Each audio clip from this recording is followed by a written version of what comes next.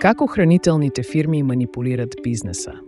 Разкриваме скрити практики, които засягат предприемачите. Някои охранителни фирми заплашват бизнеси, за да ги принудят да сключат договор с тях. Ако откажат, започват кражби и вандализъм.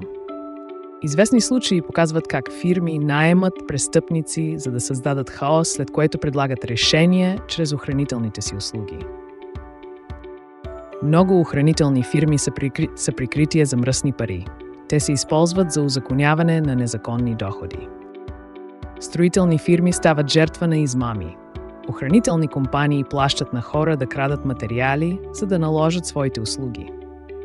Някои фирми получават държавни договори, защото имат връзки с властта, а не защото предлагат най-добрите услуги.